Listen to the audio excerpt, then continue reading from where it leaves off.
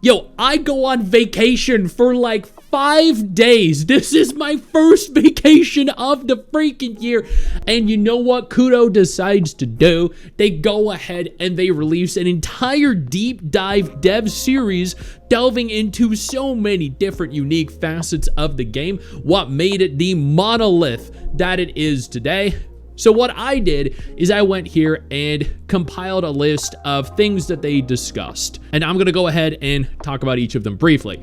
This is effectively a recap of the WoWA deep dive videos that have been released up until this point. It is the 4th of June right now. There is a 5th one coming, I believe, in the next day or so. That is specifically pertaining to the Cyberpunk collab, but that's not available right now. I literally just got home and I wanted to go over this while it's still fresh on my mind. Quick note, I will also be streaming the next patch launch night. If y'all want to come over and join me on Twitch or on YouTube, that'd be awesome. These 3 videos that are currently available, though, essentially provide a behind-the-scenes look, some insight into Kudo and into Wuthering Waves. The first one, the design philosophy of Lahai Roi. This was released on May 31st, 2026. I actually left the morning of May 31st, so I was not able to actually watch these as they were released or discuss them, but what this was essentially the overall design philosophy and the approach to building the new Lahai Roi region. The team's core philosophy was to never hold back ideas or compromise quality. And this, I feel, this is actually, I don't want to call out any studios in specific or any games in specific, but I know for a fact that this was definitely a bit of a shot at a certain game studio who said that they didn't want to essentially improve their game, their quality, because they wanted to keep the game playable for everyone on all devices, etc., etc. So they're saying here they don't want to hold back ideas, they don't want to compromise on their quality. They still want to pursue optimization and cross-platform compatibility, but under no circumstance are they going to limit themselves here as a direct result of optimizing their game. Their new systems like the Expedition motorbike, which is the motorcycle traversal that you use for the new Lahai Roi region instead of the wings that allow for you to fly around the Renacida region, were built entirely from scratch, even without prior experience in that specific mechanic. The region's layout was redesigned around it. This is inspired in part by games like Red Dead Redemption 2 for the seamless exploration style. There was an emphasis on purposeful mechanics with clear intent, rich storytelling, especially when it came to side quests and immersive world design.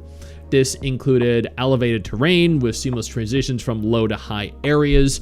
There was a very strong focus on transparency. They were adamantly listening to player feedback. We've seen this countless times ever since the game's conception, and they are steadily improving the game. The region itself is designed to feel alive and rewarding without sacrificing ambitious ideas. They went into so much detail here. It is impossible to fully summarize everything. You guys have to watch it. These videos are actually very impressive and have garnered 40, 50,000 views each since release. I do appreciate how transparent they have been here and how passionate they seem to be for building something special, I think, without cutting corners, without the concern of restraints or constraints on their creativity.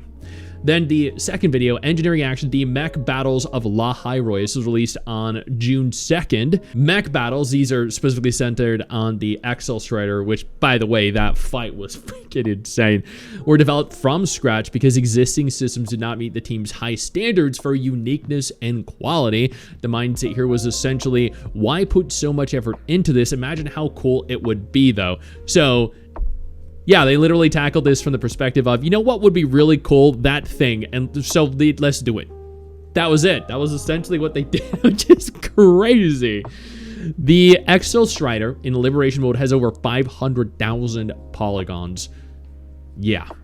The playable version exceeds 1 million polygons. Unreal. Significant engineering went into the smooth performance and the feel of the Exo Strider's combat. The combat features various different combos, including seamless tap into hold attack sequences. The boss fights are designed to be replayable and freely accessible, not locked behind gacha, allowing players to experience the full gameplay in the story as Imeth, with all of the flying exploration elements involved. The audio design was also a major pillar. Music, including tracks like Eclipse and The Heart of Lahai Roy, created, I think, they noted this, and I think you can see by the fact that Wuwa has topped the, I forget what platform it was, some Chinese platform that was like Spotify, but Wuwa had like 5 of the top 10 songs over the course of the last month, which was crazy. But they designed these songs with, I think, emotional attachments, and people had emotional attachments to them, which just enhanced the grandiose scale of the encounters. The team treated it partly as a learning experiment while refining it, while it being an ongoing refining process. Their goal here was to make the mech battles feel premium, to feel immersive, and to feel emotionally resonant while fitting naturally into the open world experience. And my God, did they? They knocked it out of the park with this one. I mean, bra freaking Vo. Yo, I don't mean to interrupt the video, but I need to take a moment here to thank all my incredible patrons over on Patreon whose support continues to allow for me to do regular videos like this every single day on this channel. Thank y'all so much, including our YouTube channel members. You guys mean the world to me. So do you guys as viewers as well. Now, without further ado, let's continue. Then there is the cinematics and the promo production.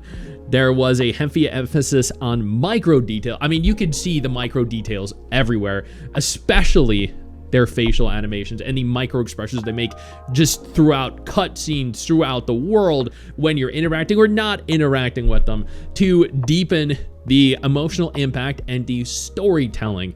They have done exceptionally. There is not a gacha game out there right now that rivals Wuthering Waves in terms of its facial animations and the micro expressions that are exhibited as a direct result of how expressive their facial animations are. The facial animation quality has improved significantly in, I think, the last several patches.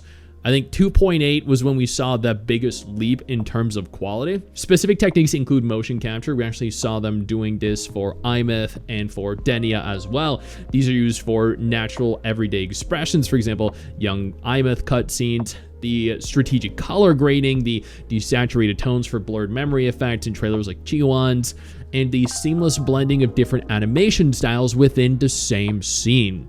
There was in-depth research done from existing media. They had a willingness to remake elements from scratch if they did not meet standards, completely trashing everything they had done up until that point. And they gave attention to unseen details that still mattered for authenticity. So it's the small things that matter, the things that you might not necessarily think matter. Like for me personally, when you're running through the sand or running through the snow and you can see your feet like sink into the sand or the snow, and you can see footprints, indentations left as you continue to run around, when you can see water droplets like hit windows or hit your clothes and your clothes become a little transparent, and then don't take that out of context, and then you can see your clothes dripping.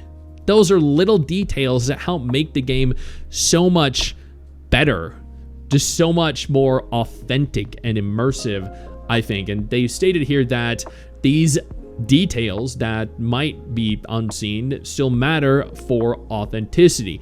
Their character development pipelines can take at least 400 days. So they are working on characters for well over a year, almost 14 months.